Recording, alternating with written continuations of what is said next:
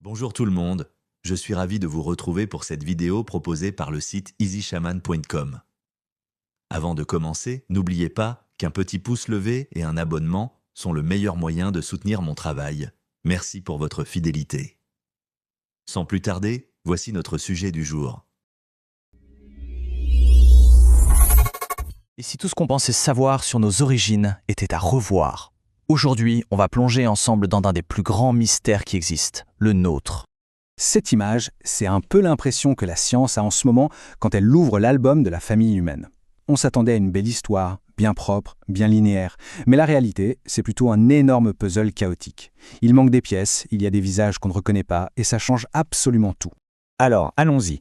Premier indice dans ce grand mystère. Notre passé était, disons, très peuplé. L'arbre de l'évolution, il n'est pas du tout élancé, il est carrément touffu. C'est un vrai buisson. On a tous en tête cette image classique, la fameuse marche du singe vers l'homme. Eh bien, il faut jeter ça à la poubelle. La réalité, c'est beaucoup plus épique. C'est un vrai Game of Thrones préhistorique, avec plein d'espèces humaines différentes qui se croisent, se battent, coexistent. Une saga complexe avec plein de personnages. Regardez un peu ce qui se passait il y a 300 000 ans. C'est incroyable. Nos ancêtres directs, les tout premiers sapiens, ils n'étaient pas seuls du tout, loin de là. Ils partageaient la planète avec l'Heidelbergensis, le mystérieux Homo naledi et plein d'autres. Le monde était un vrai carrefour d'humanités différentes. Et au milieu de tout ça, on trouve des cas qui défient toute logique, comme Homo naledi. D'un côté, un cerveau tout petit, pas plus gros qu'une orange. On se dit archaïque. Mais de l'autre, il enterrait ses morts. C'est un comportement ultra-moderne, symbolique. Ça vient complètement chambouler notre idée reçue que gros cerveau égale culture avancée. Ce qui amène forcément la grande question, pourquoi nous? Comment ça se fait qu'avec tout ce monde, on se retrouve les seuls survivants aujourd'hui? Les explications habituelles, comme le climat ou la compétition, elles semblent un peu légères pour expliquer une telle hécatombe. La réponse, en fait, elle est peut-être bien plus intime. La génétique nous le montre. On ne les a pas juste remplacés, on les a absorbés. L'idée d'une lignée pure de sapiens, ça n'existe pas. On est le résultat d'un immense brassage. Notre ADN est un cocktail qui contient du néandertal, du dénisovien. On porte en nous l'héritage de ces mondes disparus. Ça change tout, non? Bon, on quitte les fossiles pour plonger encore plus profond. Direction nos cellules, notre ADN. Parce que là, il y a un deuxième indice, une anomalie génétique spectaculaire. Chez tous les grands singes, nos plus proches cousins, c'est la même chose. 24 paires de chromosomes. C'est la règle. Et chez l'humain, 23. Juste 23. Ce n'est pas un petit détail, c'est une différence énorme, une sorte de cicatrice de naissance gravée dans notre code génétique.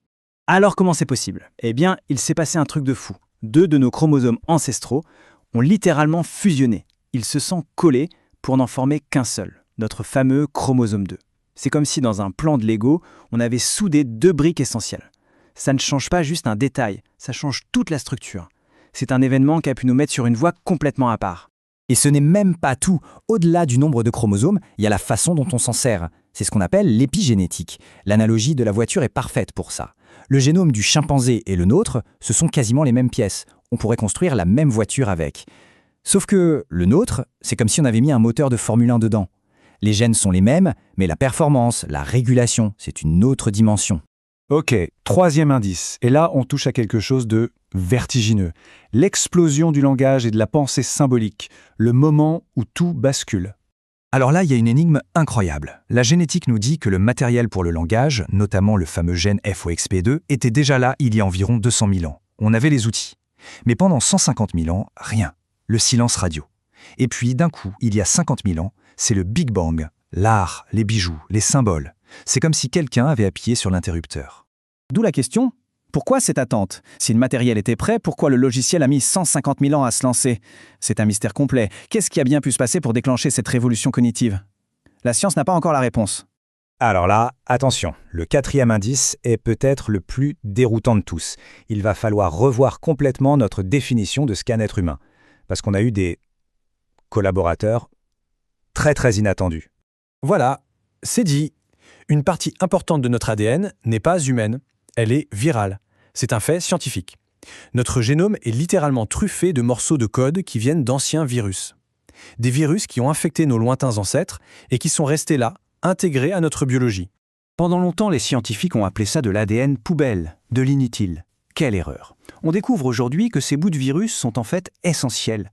Un exemple dingue, la protéine qui est absolument cruciale pour la formation du placenta, elle est d'origine virale. Sans elle, pas de grossesse humaine telle qu'on la connaît. Et ce n'est pas tout. Dans notre cerveau, ces gènes viraux sauteurs créent de la diversité entre nos neurones. Ils participent à faire de chacun de nous un être unique. Donc il faut voir les choses autrement. L'évolution, ce n'est pas juste une guerre contre les virus, c'est aussi une collaboration forcée. Nos plus vieux ennemis sont devenus des partenaires, des architectes de notre biologie. On n'est pas juste des primates évolués, on est des chimères, des hybrides. Un mélange de primates et de virus. Ça change la perspective, non ? Alors, on fait quoi avec tout ça? Un arbre de famille bondé, une fusion de chromosomes, un logiciel qui démarre avec 150 000 ans de retard, de l'ADN viral, c'est un sacré bazar. Et si la solution, c'était justement d'arrêter de vouloir une histoire simple et bien rangée. Cette citation de Nietzsche, elle tombe à pic. Il faut avoir du chaos en soi pour pouvoir enfanter une étoile qui danse. Peut-être que ce chaos qu'on découvre dans nos origines, ce n'est pas un défaut, c'est peut-être justement ça, la source de tout. La condition nécessaire pour que quelque chose d'aussi unique que l'humanité puisse apparaître. Au final, le message c'est peut-être celui-là. L'histoire de l'humanité, ce n'est pas une ligne droite qu'on finira par tracer parfaitement. C'est un mystère. Un mystère magnifique, oui, mais aussi chaotique. Et surtout, un mystère qui reste ouvert. Et c'est ça qui est passionnant. Alors, qu'est-ce que ça fait de nous? Un projet? Un accident cosmique? Un piratage viral réussi? Ou quelque chose de complètement différent? En fait, peut-être que chercher nos origines, c'est moins trouver une réponse que de se poser les bonnes questions sur ce qu'on veut devenir.